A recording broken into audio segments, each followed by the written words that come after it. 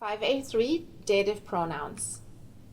Ich gebe dem Geburtstagskind das Geschenk. Ich gebe ihm das Geschenk. Ich helfe meiner Mutter beim Kochen. Ich helfe ihr beim Kochen. So what are we replacing here? So in the first sentence, we're replacing Geburtstagskind with ihm. Can you show us what that is? Yes. So Geburtstagskind with ihm. And then in the second sentence, we're replacing meine Mutter with ihr. So what is dem Geburtstagskind and meine Mutter? So in the sentence, they're receiving something. They're receiving something. So in German, what is it called? It has a certain case. The dative. The dative, yeah, exactly, which is the so-called indirect object. You know, you're doing something to somebody, you're giving something to somebody. And so we have different pronouns for dative and accusative. Let's take a closer look.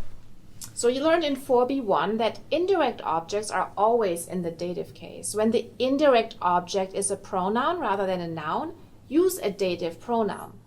So the dative pronouns are mir, dir, ihnen, ihm, ihr, ihm, uns, euch, ihnen und ihnen.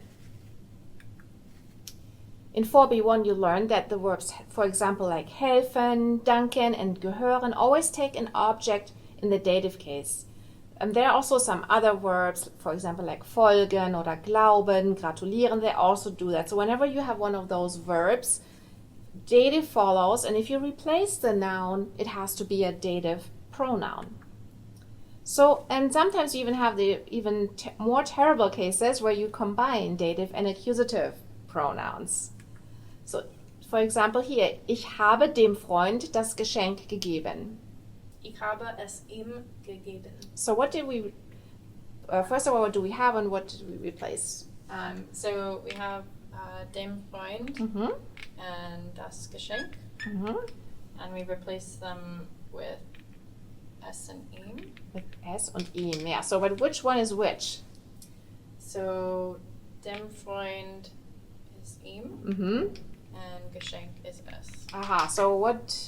So dem Freund, is that masculine, feminine? Der Freund?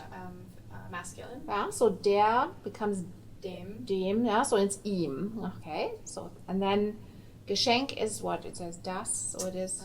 Das. So it is es. Anything you see here about the word order? So first it was Freund and then Geschenk, but in the second sentence it's Geschenk and then Freund. So you have to reverse them, you have to switch them around. That's very specific for pronouns.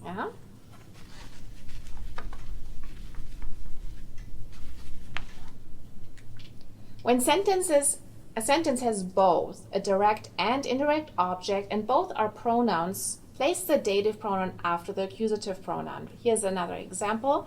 Ich habe dem Gastgeber das Geschenk gegeben. Ich habe es ihm gegeben. Similar to what we saw right now. Okay, so now it's up to you to try it. Here, let's read the example. Der Mann gibt der Frau die Blumen.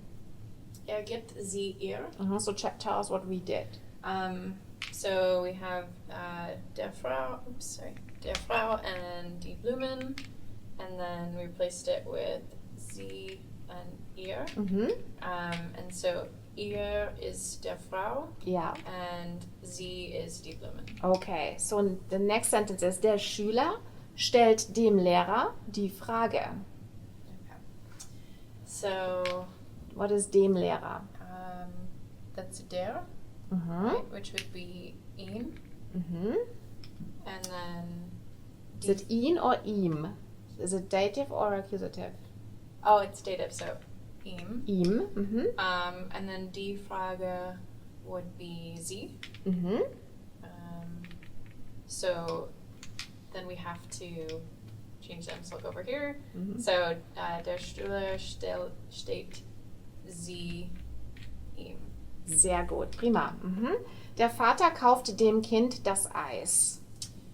So dem Kind, what is that? So dem Kind is das, but it's dative.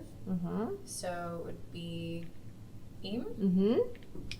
And then das Eis is accusative and das, so S. Mhm. So then if we have der Vater kauft, and then we have to reverse it, so S ihm. Ja, perfekt, gut. Dankeschön. Danke.